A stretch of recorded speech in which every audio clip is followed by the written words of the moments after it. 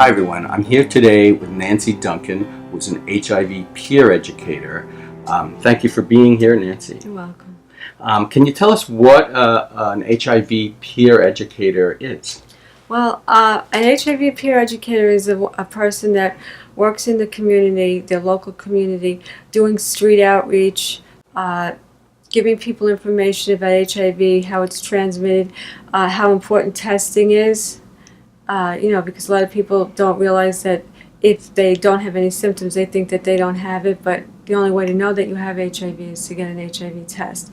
So that's our main focus, is to get as many people tested as possible, especially minority women, because right now they're a high risk population of infection rates. Okay, and you do this in schools, at organizations, Yes. or? We go pretty much any place where people call that will take our program. We go to schools, we go to colleges, we go to the Nassau County Jail, we go to, like if they have an English second language class in the library, we go there.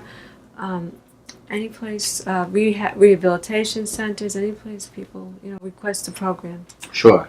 And the program is facilitated by Planned Parenthood, Yes, is that right? yes. I usually go with my supervisor, Peggy, or sometimes I go alone or with another peer educator. Depends on what's needed. Right. Okay, so can you tell us a little bit about your story and your background, how you came to be doing this? Okay, so the reason that I became a peer educator goes back to my story, which is I'm a person who am living with HIV for many, many years. I became infected in 1985 from having unprotected sex with a person that did not know he was HIV positive, because it was at a time right before the virus was identified. It was at a time right before the test came out. I had already been married, and my ex-husband was the first man that I was sexually active with. I didn't get it from him. I got divorced in 1984, and that was right around the time that HIV and AIDS was still kind of unknown, how it was transmitted, what populations it was in. It was still called grade gay-related immune deficiency syndrome, because it was considered a gay disease, because that's mostly who had gotten it at that time. So I was using birth control pills. I already had a child, and I didn't think that, I had to worry about AIDS. I saw it on TV. I saw AIDS patients, what they looked like, what AIDS did to them, how emaciated they looked in the Kaposi sarcoma on their faces, and I figured, well, I don't have to worry about that. So I met somebody at work, a nice man. He seemed fine. He had no reason to think that he had anything wrong with him, let alone HIV or AIDS. And we started a relationship. And as I said, I did not use condoms because I was using birth control pills. I guess I may have been a little naive. I never had any STI before. So I wasn't really thinking too much along the lines of that. And there was no outward symptoms of him having anything. So I had the relationship with him for about a year. And in this time, I would see on the media new things were developing about HIV, such as, you can have HIV and not have any symptoms. And that you can get it from heterosexual sex. I remember. They were starting to see that it was in the heterosexual population. I think that's still something a lot of people don't realize. Exactly. Is that it's not, it's not just gay sex and intravenous drug use. And it's not just intravenous drug use. Right. So that's what started to, put the red flags up. It's in a heterosexual population, no symptoms for many years possibly, and also if you had sex with an intravenous drug user, you may be at risk. Now, this gentleman had a history of using intravenous drugs, which he told me about. He didn't hide that from me. So that started to scare me. The test came out. Why did you take the test? I didn't take it right away. When it came out in 1985, I did not. I was afraid to take it because I was.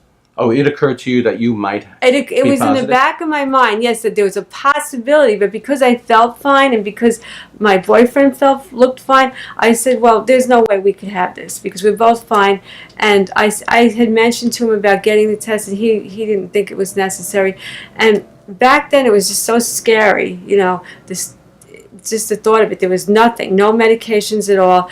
People that were diagnosed with HIV or AIDS were usually dead within a year. Death sentence. Yes, it was a true death sentence. And I guess kind of in a way maybe I didn't want to know. you know. So I went on with my life, and I still was okay. I broke up with this man about a year later. It had nothing to do with that. It just got played out, and I went on with my life. I was working as a letter carrier for the post office, and I was really healthy. I was in my 20s, still doing really well. And about, I guess, 5 years later, 1990, I started to not feel right. Started to get some kind of symptoms that I had never had before. Now, what I neglected to mention before was in 1985, some people, when they contract HIV and they seroconvert from negative to positive, they do get this flu-like thing that's pretty serious with swollen glands and fevers, and I did have that, but at the time I didn't know what it was. Figures the flu. That's exactly. The flu can be serious. Exactly, but I went to the doctor. I had really bad swollen glands. He thought it was mono or something, and I got better. But at the time, I didn't know what it was. That's how I kind of know when I was infected, because of that time. A lot of people, that doesn't happen to them, so they don't know. It doesn't happen to everybody. I don't know why. So you started thinking more about it? Exactly. I remember having that. And then in 1990, I started to get these fevers. I didn't know what it was. Just not fatigue, not just a feeling of something's wrong. Went to a general practitioner that my mom was using. And I don't think he knew too much about HIV. Probably never treated it before. And he was giving me antibiotics. It wasn't getting better, only worse. And I asked him for an HIV test. And he looked at me, why do you want that? Because to him, I didn't look like somebody that, he knew obviously I wasn't a gay man. He knew I was an IV drug user. And he kind of blew me off. So a few days later, I got so sick I couldn't breathe. And my mother had to take me to the emergency room because I just couldn't breathe. And in the emergency room, I heard them talking about, they must have done an x-ray or something, I don't remember, some kind of pneumonia that I had. Now, I knew that people with AIDS got a certain type of pneumonia that was very serious.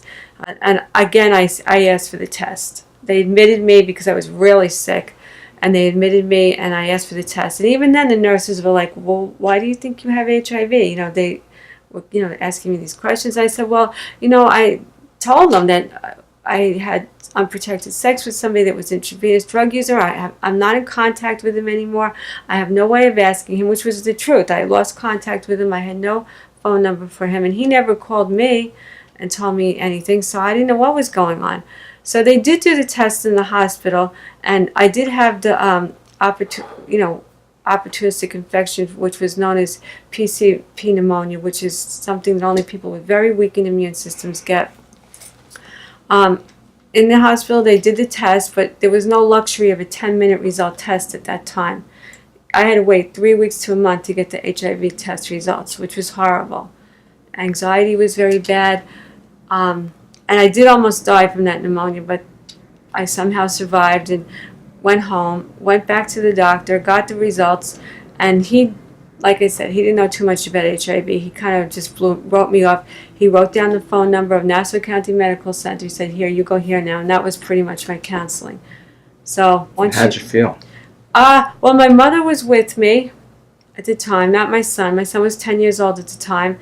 And one of the first things I thought of was, how am I going to tell my son? Because this is going to traumatize him. My mother was very supportive. I'm sure she was very upset. When you find out your child has something, it's just like you have, or worse, But she was very supportive. And I was afraid, afraid of I didn't know what was going to happen to me. I just knew that I survived that pneumonia, but I knew that I was very sick. And I went for my first primary care visit at Nassau County Medical Center, and they did blood work, and I already had AIDS. I had very weak, very low T cells. That's what I was thinking. When you said you were very sick, I was thinking not just positive, but... I was not just HIV positive, I already had AIDS. So I had progressed to AIDS in 5 years. And this was in 90? 1990 was when I first started I got infected. I believe the infection occurred in the spring of 85, yes, because that's when I had that's when I started the relationship with that gentleman. And several months later, I had that flu-like illness. So you were really positive in 85? Yes, Disease I was. Transmitted, and then I was. You had AIDS somewhere in the 1990s. I progressed to AIDS. Yes, I see. That's not something that you can't feel T cells falling. That's not something that you can feel. But as Right. those Symptoms years went show by, up. it was happening. Yeah. And no symptoms showed up. It just seems like everything happened at once. And Right. I got this pneumonia, and then they told me, you already have AIDS. And doctor hands me this prescription, which was for AZT, which is a very controversial drug. It was a shelved cancer drug that they were overdosing AIDS patients with. At the time that I went on it, I think that they lowered the dose, but I didn't know anything. He says to me, you have to take this or you're going to die. So I took it. I took it for years, and it did not help me at all. And It didn't help you? No. It was kind of toxic, and it caused me anemia. I had to have my hemoglobin checked all the time because I was always anemic, and I had to have transfusions, and it was. But given all of that awful stuff, Oh. it's not what's responsible for the fact that you're here today, you don't think? I don't know, to be honest with you. I don't think it helped me. I So really don't. How is it that all these other people just died? I don't know. I'm don't not. know. There are other people just like what me. happened. There are other people like me. I feel like I'm a strong person. Maybe it helped. I don't know. I just know that it made me very anemic, and I don't think that's a good thing. But maybe it did do something. I don't know.